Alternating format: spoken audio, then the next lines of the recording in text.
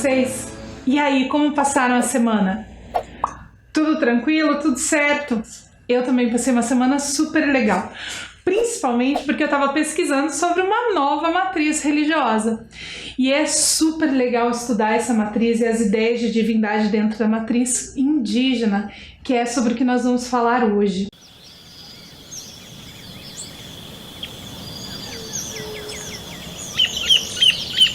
Foi há muito tempo, tanto que não se pode contar. Nossos pais, nossos avós, os parentes e amigos deles vêm contando essa mesma história conforme ensinaram nossos antigos, desde o tempo do sol e da lua. Tudo começou depois de uma água grande que vocês chamam de lua, tão grande que matou toda a gente. A terra terminou em água e sobrou apenas um casalzinho de irmãos. Foi assim que o mundo foi criado. Essa história não está escrita, ela está na nossa cabeça, do jeitinho que nossos pais e nossos avós contaram. É a nossa verdade. Antes dessa água grande não havia as montanhas de hoje. O chão era plano como uma mesa e por isso os nossos podiam enxergar tudo. Mas a maré daquela água grande foi levando tudo, terra, barro, areia. O mundo ficou escuro, todos morreram afogados, menos o casal de irmãos que subiram no alto de uma palmeira. Naquele tempo os passarinhos falavam. Antigamente era assim. Os bichos falavam no nosso idioma, conversavam e gritavam. E os passarinhos não eram como hoje, não. Eram grandes, muito grandes. Foram eles que vieram secando as águas. Um bando de saracuras trazendo terra nos bicos. Uns jogavam a terra, outros pisavam, criando as partes altas, os morros. Outros ainda fincavam pauzinhos para formar as árvores e a floresta que temos hoje.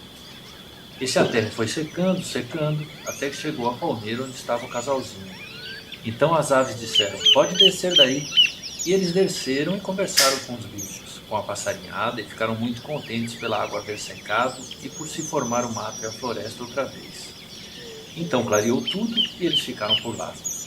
Se não tivesse acontecido aquela grande chuva, a terra não teria montanha, nem barro, nem morro, seria retinha como no tempo em que o sol e a lua viviam andando pela terra. Os antigos sempre nos contavam como tudo aqui foi criado para nós. Eles sabiam como tudo foi destinado para a nossa gente, pelo sol, que criou e ensinou os nossos a viverem aqui. Tudo que tinha nessa terra, no rio e no céu, eles contaram como foi criado para nós. Mas o branco chegou e acabou com tudo, até com a gente. Agora só sabemos a história. Desde tempos dos antigos, toda a margem esquerda do Ivaí era ocupada por nossa gente. Porém, foram eles as primeiras vítimas da presença do branco no território Xetá. Nesse tempo, os brancos vinham com outros índios pelo rio Ivaí e chegavam até junto do lugar da nossa gente que vivia ali. O pai de Coen viu isso. Ele até foi pego por um deles quando era rapazinho. O pai de Coen foi preso por índio e branco, que invadiram a aldeia. Eles tomaram dele o arco e a flecha, e ele ficou lá, preso, sofrendo, coitado, até que ele conseguiu fugir, usando um machado de ferro, que pegou como arma para se proteger do mato. A gente nunca conseguiu saber direito onde ele estava, apenas que estava no Ivaí mesmo. Porque ali era cheio de outras gentes, nossa e esses Caigangue e Guarani. De certo, onde ele estava preso, ele pegou esse machado de ferro, porque nós não o conhecíamos. Ele pegou e levou lá para onde estava a gente dele. Nem sei o fim que deram nele, porque ele não usou mais aquela coisa. Foi só para fugir. Meu pai contava que o pai do Coen sabia usar bem o machado de pedra. O de ferro ele usou só para fugir, porque aqueles que o prenderam tomaram seu arco e flecha. Ele era rapaz, por isso conseguiu fugir. Ficou andando muito tempo até encontrar nossa gente de novo. Foi aí que ele casou com a mãe de Arigã, depois com a mãe de Coen. Aí o pai de Coen contou para ele como eram aqueles homens, índios e brancos também. Ele disse que eles iam alcançar a gente. Lembra que eu te contei sobre aquele casal que o grupo do meu pai achou morto junto ao filho deles? Pois é, eles moravam ali na beira do Ivaí e foram mortos ali pelos brancos, que mataram eles. Taparam a boca deles e colocaram os 3 emparelhados, um do lado do outro, a criança no meio. Eu não era nascido ainda, mas meu pai e minha mãe me contaram e mostraram o lugar onde tudo aconteceu, quando eu já estava crescido. Esse lugar era no Ivaí, isso segundo meu pai, já vinha de muito tempo e os brancos vinham com outros índios.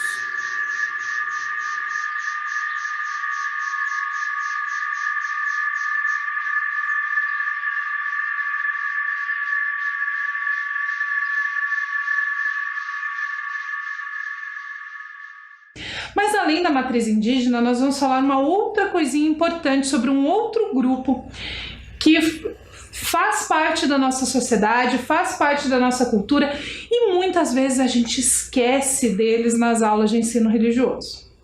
Vou deixar você curioso para tentar adivinhar de quem que eu estou falando. Na semana passada, nós encerramos a matriz africana. E quando nós falamos da matriz africana, nós lembramos lá no comecinho que era importante nós sabermos que, por mais que muitas vezes a gente se refira à África como uma coisa só, é um continente muito grande, com vários países, várias línguas, várias culturas, várias religiosidades. Com relação aos indígenas, acontece um pouquinho semelhante. É comum a gente falar dos indígenas: os indígenas acreditam assim, os indígenas comem esse tipo de alimento, os indígenas vivem desse jeito. Mas nós precisamos lembrar que, na verdade, existem inúmeros grupos indígenas e que cada um tem a sua língua, tem a sua cultura. Por isso, antes de nós começarmos a falar sobre as ideias de divindade, nós precisamos conhecer um pouquinho mais sobre essas comunidades indígenas brasileiras. Para isso, eu vou pedir para você acompanhar comigo a leitura dessa tela. De acordo com um estudo realizado em 2018 pelo Instituto Socioambiental, existem atualmente 256 povos indígenas no Brasil. São 256 grupos diferentes. Então, olha quanta coisa diferente esses grupos devem ter. Por isso, não dá para a gente falar que os indígenas acreditam desta forma. Nós precisamos saber de qual comunidade nós estamos falando. Vamos ler a próxima tela? Estima-se que na época da chegada dos europeus, fossem mais de 1.000 povos indígenas, somando entre 2 e 4 milhões de pessoas. Atualmente, encontramos no território brasileiro 256 povos falantes de mais de 150 línguas diferentes. Então, são 150 línguas em 256 povos. E nós temos aí o registro de que havia mais de 7.000 línguas faladas dentro do planeta Terra. E as línguas indígenas fazem parte deste grupo. Para a gente entender um pouquinho, a gente vai ver agora um vídeo que fala sobre a relação dos indígenas com a natureza. E aí a gente volta para entender o que essa relação tem a ver com a espiritualidade. Combinado? Então presta atenção lá nesse vídeo.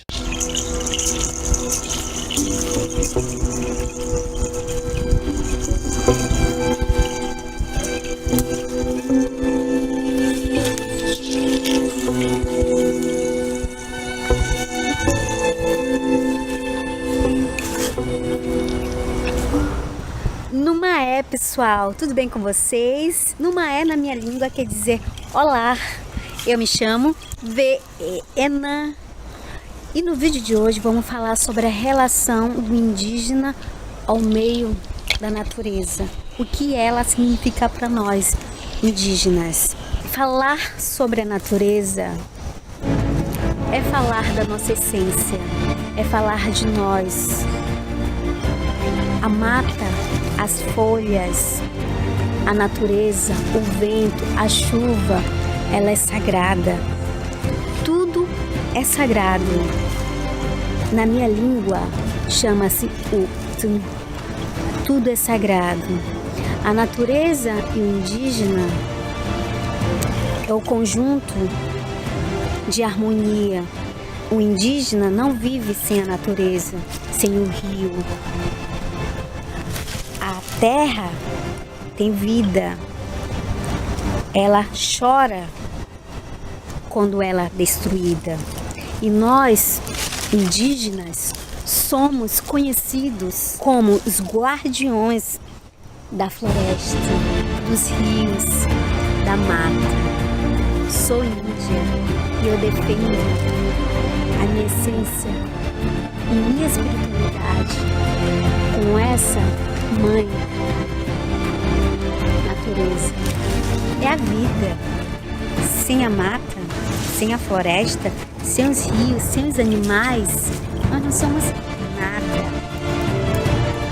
Espero que vocês tenham a mesma sensibilidade, o mesmo cuidar com a natureza. Quando você respira no meio da natureza, você respira o ar puro e harmonia com os animais, com os macacos que estão descendo, com os pássaros que voam.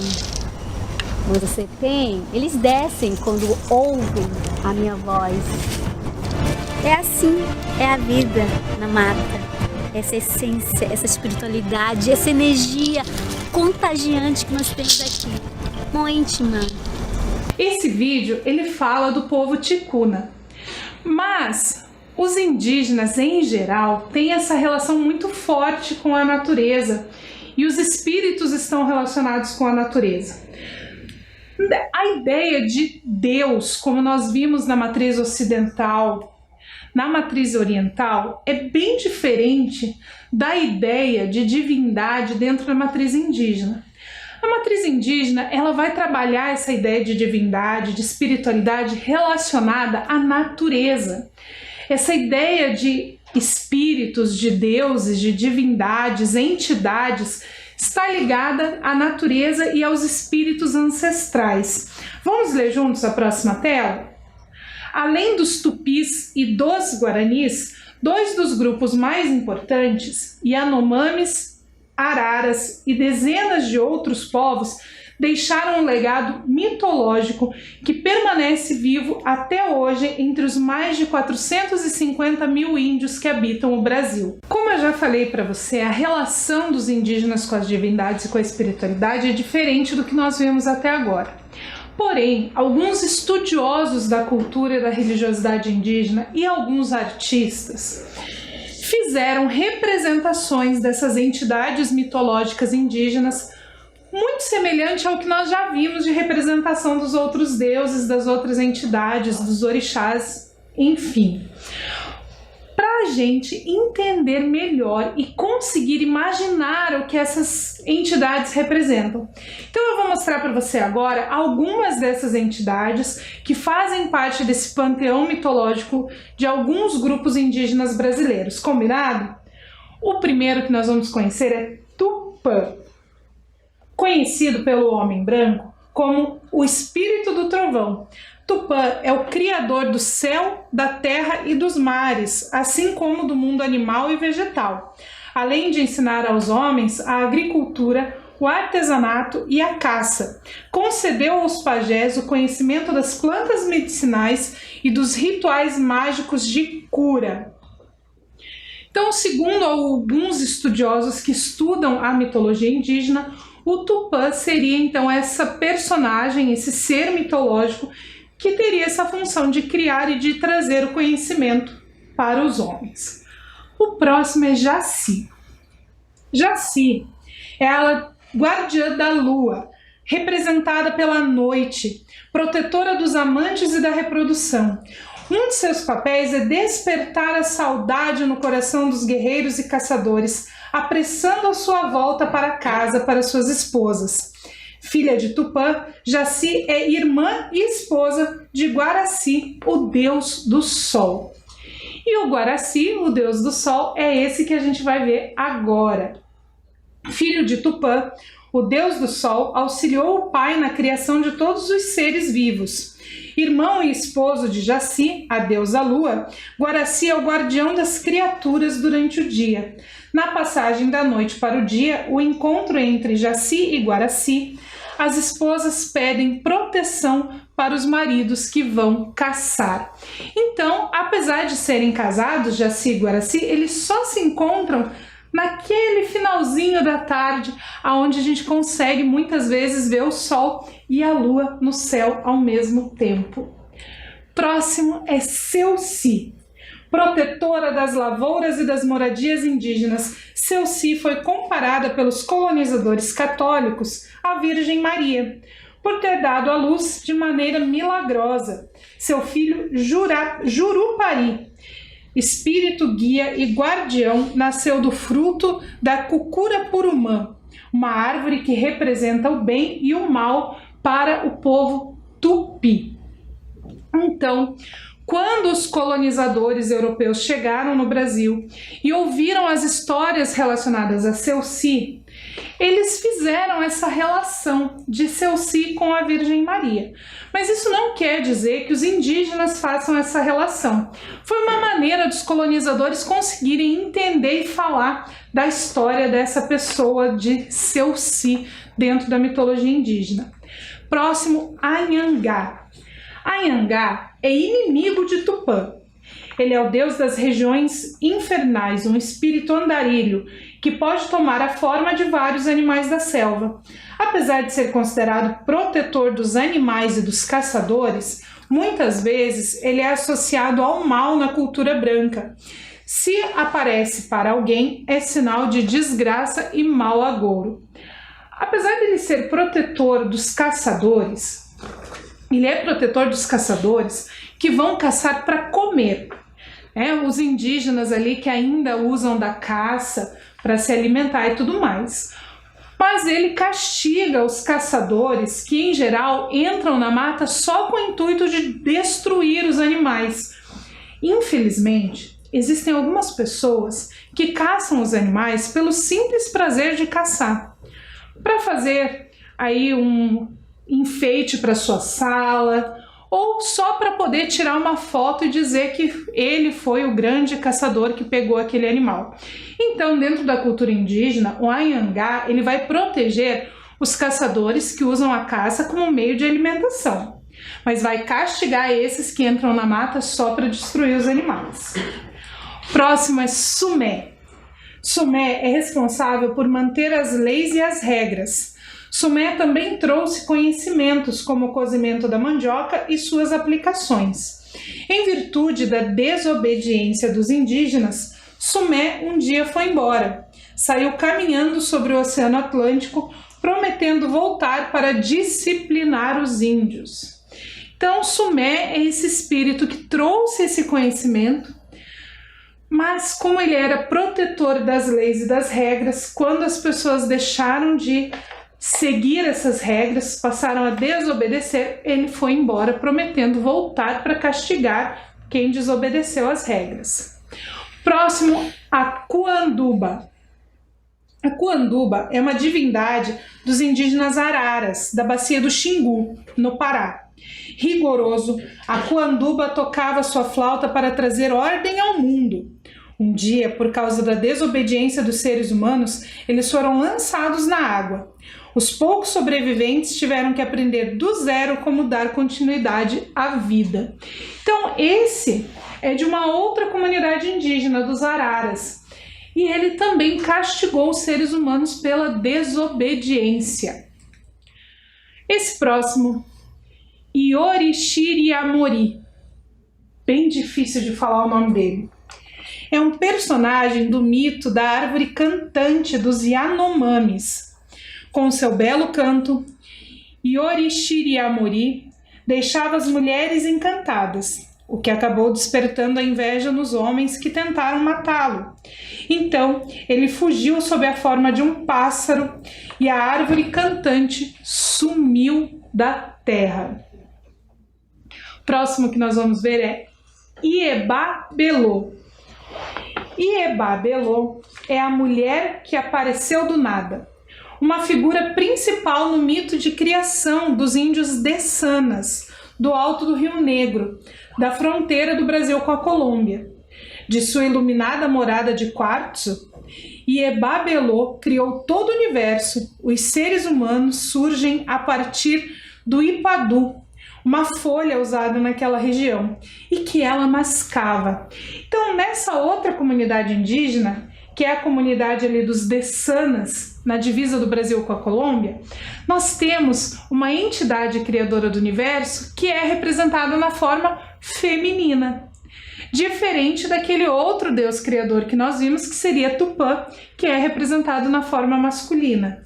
Então, dentro das comunidades indígenas, nós também temos essa diferença, né, quando tem a representação tanto de deuses mulheres como deuses homens. E o próximo que a gente vai ver, o último que nós vamos conhecer hoje, é o Anadi. O Anadi é o deus dos Iekuanas, povo da divisa entre Brasil e Venezuela. O Anadi criou 3 seres para gerar o mundo. Porém, os 2 primeiros fizeram um erro e acabaram criando uma criatura deformada que representa o lado ruim da vida, a fome, as doenças e a morte. Coube então ao terceiro concluir com sucesso o ato da criação. Então, mais um representante, aí mais um Deus criador do universo. Só que esse, ao invés de criar tudo sozinho, criou 3 outras entidades para ajudar nele nesse processo. E nós vamos ver agora um mito indígena que fala de uma divindade e fala também da criação de uma coisa muito importante aqui do estado do Paraná. Você já ouviu falar das Cataratas do Iguaçu? Você sabia que existe uma história indígena relacionada a deuses e a pessoas que fogem por amor para falar do surgimento das cataratas? Então acompanhe esse vídeo comigo para você conhecer essa história da mitologia indígena.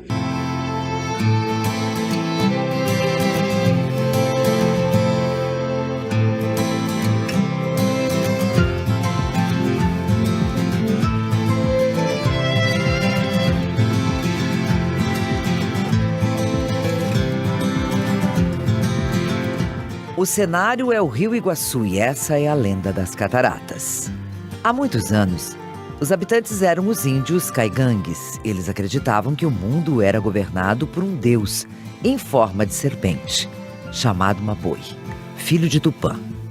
O cacique da tribo tinha uma filha, linda, mas tão linda, que as águas do rio paravam quando a bela Naipi nelas mirava sua beleza.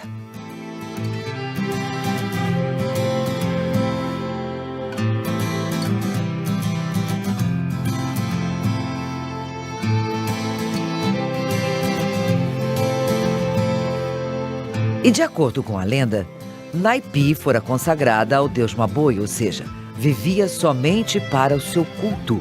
Havia sido prometida a ele. Entre os caigangues, um jovem guerreiro chamado Tarobá se apaixonou por Naipi.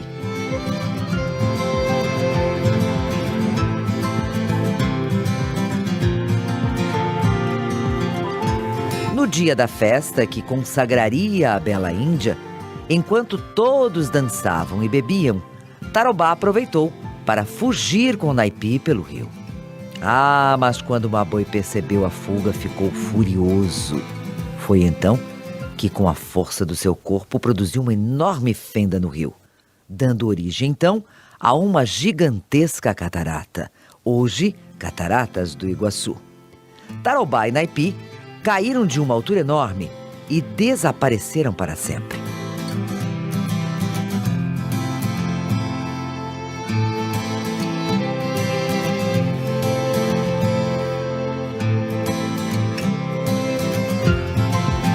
Diz a lenda que Naipi foi transformada em uma das rochas centrais das cataratas, onde para sempre seria castigada pelas águas revoltas, enquanto Tarobá foi transformado em uma palmeira à beira do abismo.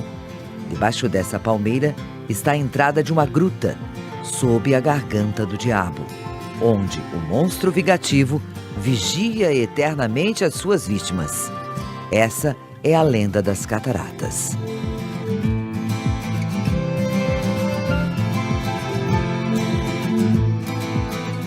Super gostosa essa história, né? Uma história muito bonita da mitologia indígena que mostra pra gente como então que essas histórias, como que essa religiosidade explica também elementos da natureza.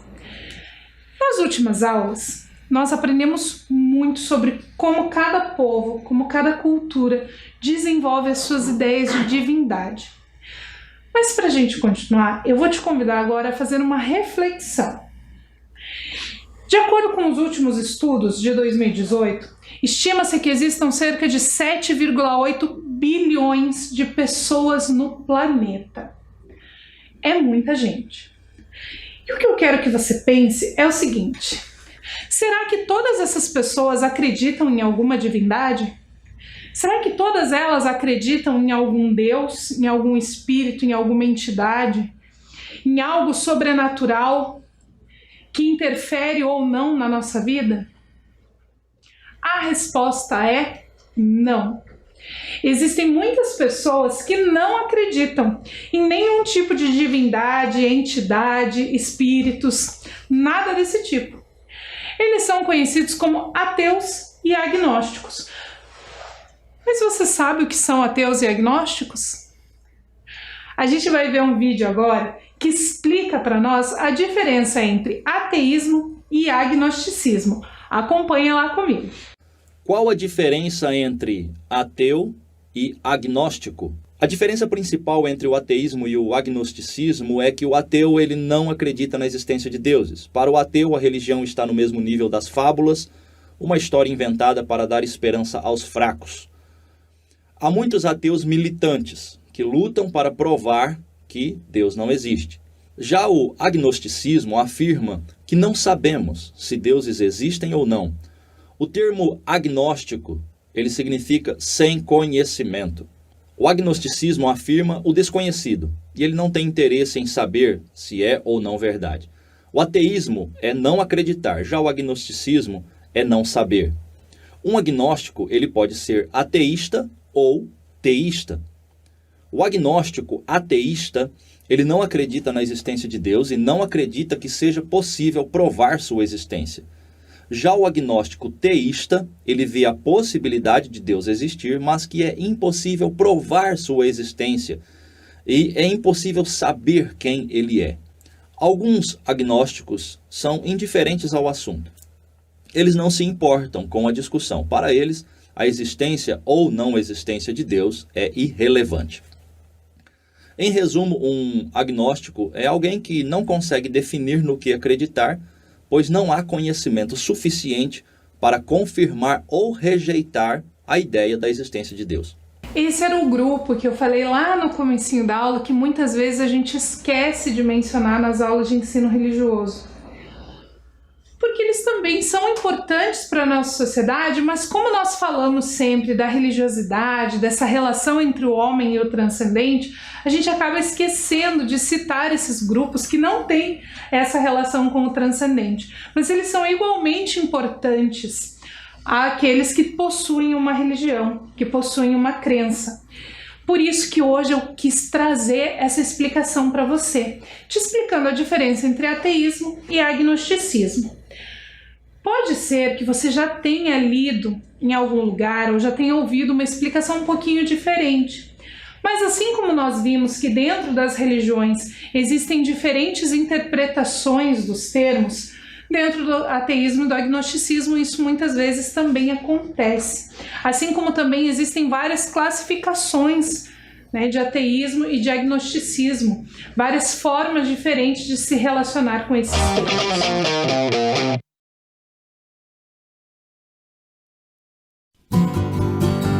Amo Curitiba,